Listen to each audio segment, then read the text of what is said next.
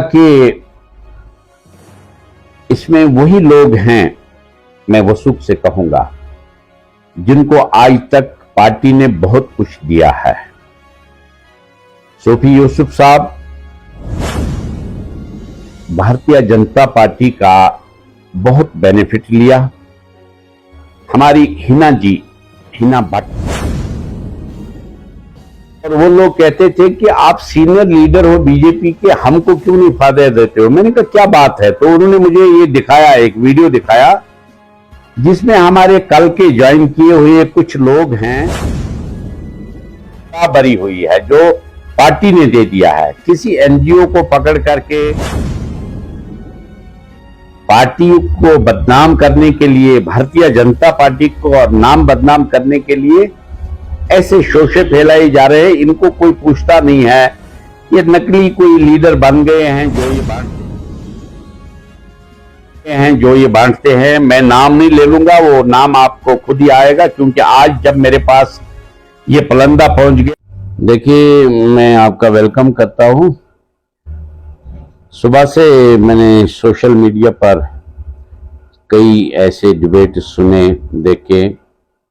मैं आपको यही कहना चाहूंगा कि एज ए सीनियर, एक ऑर्गेनाइजेशन जो होती है, ऑर्गेनाइजेशन मीन्स ये बीजेपी में ही नहीं है, ये हर किसी पार्टी में एक अपना एक लाहे अमल होता है, एक ऑर्गेनाइजेशन होती है, चाहे नेशनल कॉन्फ्रेंस हो, कांग्रेस हो, पीडीपी हो, बीजेपी हो, कोई भी हो। उसमें ऑर्गेनाइजेशन मां होती है। तो मेरे ख्याल में मां के खिलाफ कुछ बोलना अच्छा नहीं होता है कि जिस मां ने इस बंदे को, इस बच्चे को जन्म दिया होता है। मैं आपको एक एग्जाम्पल उस तरह से दे रहा हूं। सुनने में आया है, हमें कल भी श्रीनगर हेडक्वार्टर पर मीटिंग थी जिसकी सदारत अशोक कोल साहब ने की, जो ऑर्गेनाइजेशन के जनरल सेक्रेटरी हैं। उन्होंने भी यही, जब हमने मीटिंग थी हमारी, उसके बाद में जब ये कुछ ऐसी बातें उठी कि यहाँ कश्मीर की बीजेपी में क्या बात हो गई है कि कुछ लोग इस्तीफा देना चाहते हैं या देने जा रहे हैं, तो उसमें इतना मैं कहूंगा कि ऑर्गेनाइजेशन का मामला है। इसको ऑर्गेनाइजेशन ने ही, अगर शोकाज नोटिस के लिए सोफी यूसुफ साहब, जो निहायत ही एक सीनियर बीजेपी के लीडर हैं, उनको जवाब देना पड़ेगा कि क्यों उन्होंने ऐसा किया। जहां तक हमने कल अशोक कोल जी से बात की, उन्होंने भी हमको कुछ सवाल जवाब ऐसे किए जिसमें ये लगा कि इसमें वही लोग हैं, मैं वसूख से कहूंगा, जिनको आज तक पार्टी ने बहुत कुछ दिया है।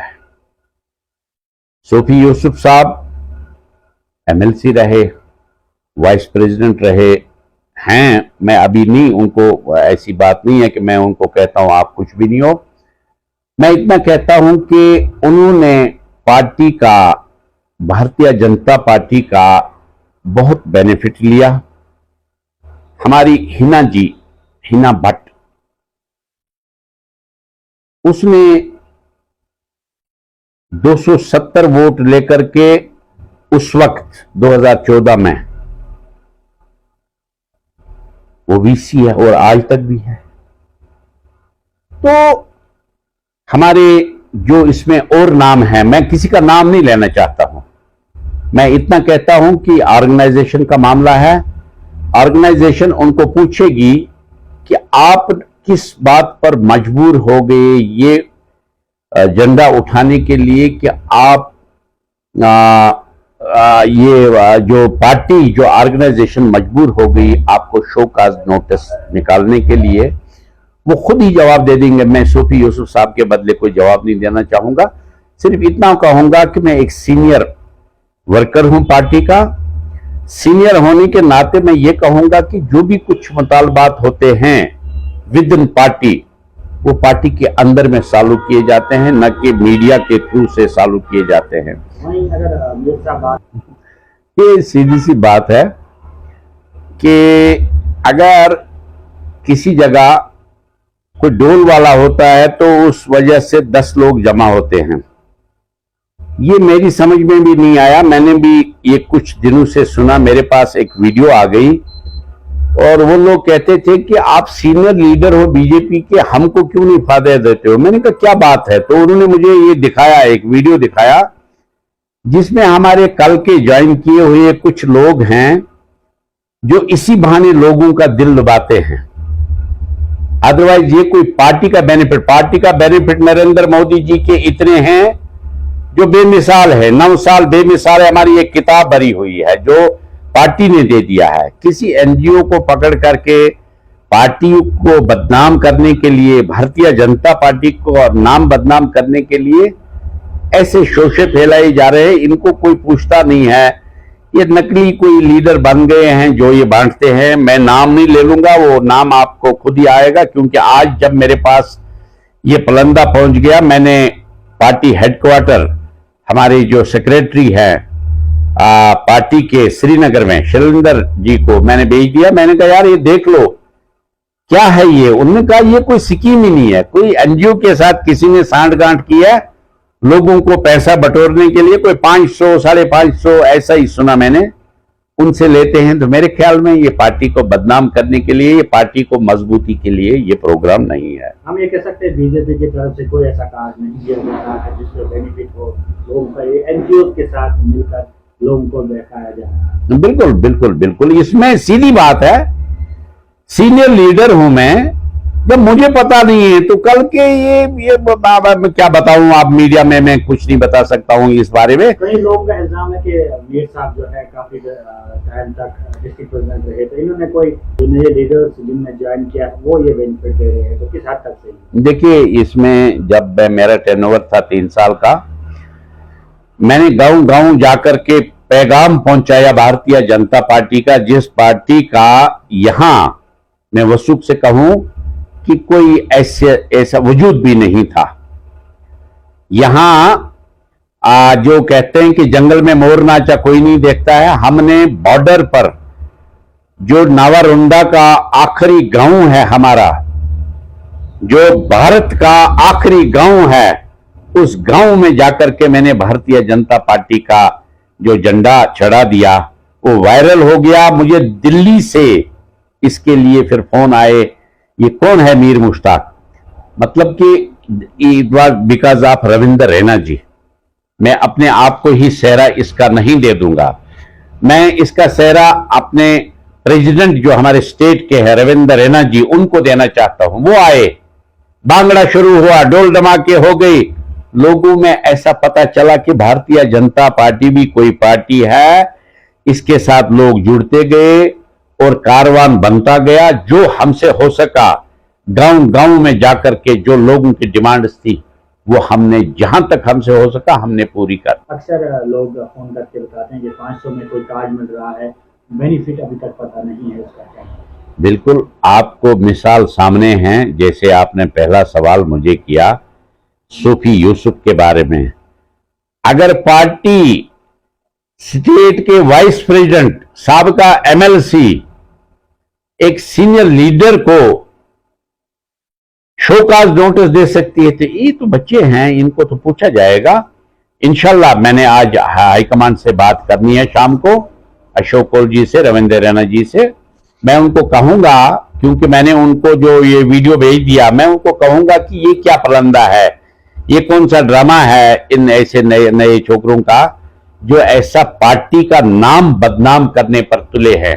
अदरवाइज भी ये जो लोग हैं ये सारे मिले हुए हैं ब्राउन शुगर वालों के साथ, ये सारे मिले हैं उन ऐसी एजेंसीज के साथ। जब भी कोई ज्वाइन करता है उसके चौथे ही दिन उसको छापा पड़ता है, एएनआई वाले लेते हैं या पुलिस लेती है। यहां का पुलिस का निजाम बहुत बड़ा अच्छा है, उनकी नजर हर जगह पर है। सो ये लोग बचेंगे नहीं, ऐसा करेंगे। एक बहुत बड़ी पार्टी है इस वक्त भारतीय जनता पार्टी, इसको बदनाम नहीं किया जा सकता। इस तरह से इसका एक्शन लिया जाएगा। मैं आज शाम को बात करूं। कश्मीर के अंदर बीजेपी पार्टी बिखर रही है, जैसे सोफी यूसुफ पे इल्जाम लगाए गए, तो काफी ज्यादा लीडरान है जो इस्तीफा भी दे रहे हैं, इस्तीफा भी पेश करें। कहीं क्या लगता है कहाँ पे बीजेपी को खामी रही है जम्मू कश्मीर के अंदर अपनी पकड़ या अपनी पार्टी के बरकरार को मजबूत नहीं रहेगा? देखिए, अगर मीर मुश्ताक कहेगा कि मैं निकलूंगा भारतीय जनता पार्टी से, तो भारतीय जनता पार्टी खत्म होगी। मीर मुश्ताक का ये वहम है। पार्टियां चलती हैं, सिलसिला चलता है, ऑर्गेनाइजेशन चलाती है। अब ऑर्गेनाइजेशन को देखना है कौन सा पुर्जा हमको किस जगह पर हमारी मशीनरी को खराब करता है, उस पुर्जे को बदला देंगे, दूसरा कोई पुर्जा फिट कर देंगे उस जगह पर, जिससे आम लोगों का जो हमारा नारा है, सबका साथ, सबका विकास और सबका विश्वास, ये नारा नहीं हमारा, अपना साथ, अपना विश्वास और अपना ही, ये नहीं है। भारतीय जनता पार्टी को कई लोगों ने ऐसे समझ के भी रखा है कि ये हमारी खरीदी हुई पार्टी है। खरीदी हुई कोई पार्टी नहीं होती है। ये इस वक्त इंटरनेशनल पार्टी है। नेशनल पार्टी तो नेशनल है। इसको आपने देखा, एक G20 हमारे कश्मीर में हो गया, श्रीनगर में। एक G20 आपने कल ही देखा दिल्ली में। क्या आपको नहीं लगता है कि रोजगार के जराए हैं? क्या ये आपको नहीं लगता है कि इसमें लोगों का बेनिफिट है, आवाम का बेनिफिट है? कि नरेंद्र मोदी अपने लिए नहीं करता है, लोगों के, आवाम के लिए करता है। यही पैगाम रहेगा कि रिटेल रूम से बच जाओ, होलसेल रूम के साथ राब्ता रखो। होलसेलर जो है भारतीय जनता पार्टी है। बीच वाले दलालों से बच जाओ। Direct contact Bharatiya Janata party के साथ रखो, सीनियर्स के साथ रखो, चाहे मैं होऊंगा चाहे दूसरा कोई होगा सीनियर हमारा, उनके साथ रखो। और ऐसे जो ये होछे नारे देने वाले अपने मतलब के लिए अपना डोल पिटवाते हैं, उनसे बच करके रहिए। Thank you.